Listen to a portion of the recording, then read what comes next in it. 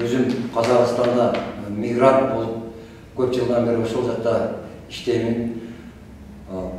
6 мартта орозодон мурун үйгө келген болчумун апамдын жанына. Ороза ичип жүрүп, орозонун аягында орозо айттан кийин Казакстанга кетүүгө туура келип калып, айттан кийин келсем, кошунам биздин үйдө турган экен. Биздин үйдө усталар бар эле. Ошол кезде менен сурап калды: Казакстанга качан кетесиң деп. Кудай кааласа мен эртеге жолго чыгам деп айткан болчумун. Көрсө, бул кылмышты ошол кошунабыз үйүбүзгө, үйүбүзгө каршы жолдун берки бетинде турат. Ошол кошунабыз жасаган экен. Мени аңдып жүргөн экен, по-моему. Мен Казакстанга жеткениме 1,5 сутка болгондон кийин кабар барды. Чоң атабыздын эски үйү бар болчу. Чоң атам өтүп кеткен 96-жылы. Ошол жердеги үйдү өрттөп, апамы өлтүрүп, жертөлөгө таштап коюптур апамды. Менимче апам деген кошунабыз алма кесип жүргөндө үстүнөн чыккан. Үстүнөн чыгып алып экөө ошол жерде патва чыгып урушуп кетишип, жаңжал чыкканда, ошондо апам биринчи уруп алган. Беттери, мына жабактары сынган, көзү көгөргөн, эси ооп калганда эмне кылышын билбестен ошол эски үйгө, бурчтагы үйгө алып кирип, төр бөлмөгө алып кирип туруп, ошол бир тупой предмет менен башына урганда, ол колунда менимче балта болгон, баягы алманы кескен. 3 сантиметр ширинасы, 3 сантиметр, узундугу 10 сантиметр, şu балтанын нейизи турат. Ошол жерде бир 3-4 жол чапканда мээси коюлуп туруп, ошол жерде башына чапкан, башына чапкан, арка кара кушуначы, кара кушу неме болуп кетиптир. Жарылып кеткен да. Анан мына калпак бар го, немен баштын мээси контроль кылып турушун, арка балтанын аркасы менен ушу пешенеге чакканда, ошондо мына немеси сынып кеткен, кас-кас адамдын немеси. Ошентип ошол шектүү, ошол жерде өздөрү фиктивный пожар уюштуруп, пожарныйды чакырып, аялы пожарныйды чакырган. Бул жерде биз аялы бар деп да шектенебиз.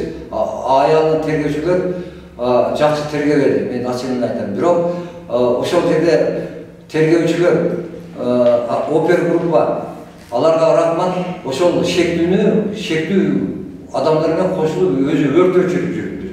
Шектүүнү ошол жерде выяснять этип, аныкташып кармашты. Ошол күнү өзү шектүү жибергиле мен прокурордун тууганы болом деп. Ошол жерде өзүнүн прокуратурада иштеген тууганын айтыптыр. Андан кийин ал шектүүнү алып келип камагандан кийин билбедим, 2 күндөн кийин буларга встреча очный ставка кылып турду, туугандар менен жолуктурган, кезиктирген. 3-чү күнү эжелери биздин үйгө кирип алып, барып, биздин тууганыбыздын айыбы жок экен, милициялар уруп, мойнуна койдуруп коюптур деп.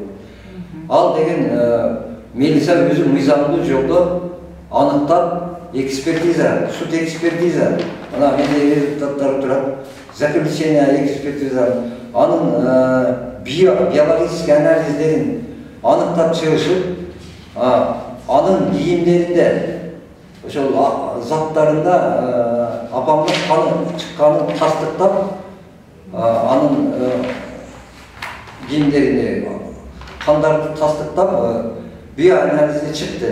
Андан кийин өзүнүн психоанализи, психомедицинский анализи да чыгып, ал жерде ал жазган экен, Афганистанда служить эткенин деп. Ал Афганистанда служить эткен эмес, кызмат өтөгөн эмес Союз кезинде. Биз билебиз, ВВда служить эткен, Красноярскийде. Ал жерде менин эжем менен жездем окуп жүргөн кезинде 2-3 жолу барып, аны увольнениеге алып чыгып, шаарды мейман кылып, часын алып кирип жүргөн да, жездем менен эжем. Андан кийин мына анализинде, суд психоэкспертизасында жазып атат, заключениясында Решение ему данных следует читать минаимым. Бұл деген здоровье. Принудительных мерах медицинского характера не нуждается. Көрдіңіздер, значит, бұл заключениясында меняйым, здоровым деп, Қызылжарға, псих больницаға, комиссияға жіберген алатышады. Бірақ ал жаққа барудың қажеті жоқ. Себебі заключение келді. Меняемым деп, принудительных мерах медицинского характера не нуждается деп, заключение келді. Ошол уақытта аффект состояние болған емес. Во время совершения преступления никакого времени психического состояния аффекта не болады. Келіп отыр. Ал шектеуінің алғашқы бірінші көрсетмелерінде батарейкаға түртіп жібердім әлі, ошол жерден қоқыстан өліп қалды деп көрсетме беріпті.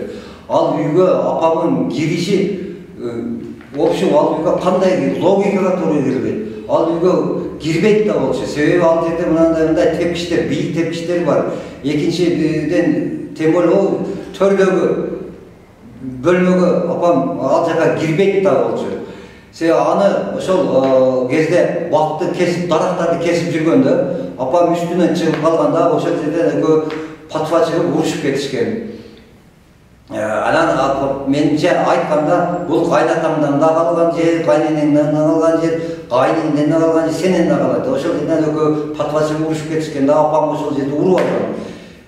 Жағы сынған, мына беттери сынған, көзү көгөргөн, челесі жағы сынғанда.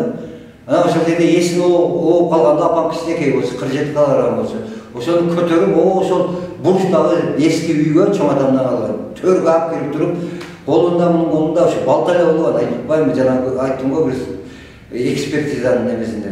Балтамен башына қарақұшқа бір жеріне 2-3 жол чапқанда, тергеушімді айтады адвокатым. Мына сол жағында да, оң жағында да чабылған жері бар екен деп. Анан күйгізіп жіберген. Ол денесін көрсеңіздер, Гитлердің солдаттардан да күйгізген емес. Еттің терisi 3 розагүлдей болып ашылып қалған. Яғни içine ет ашылған, терisi ашылып кеткен. Қап-қара күйіп кетіпті. Осы страшный күйген. Мен білбеймін, біз апамызды жоғытып азыр жүрегіміз ауырып, қабырғамыз сыздап тұрады.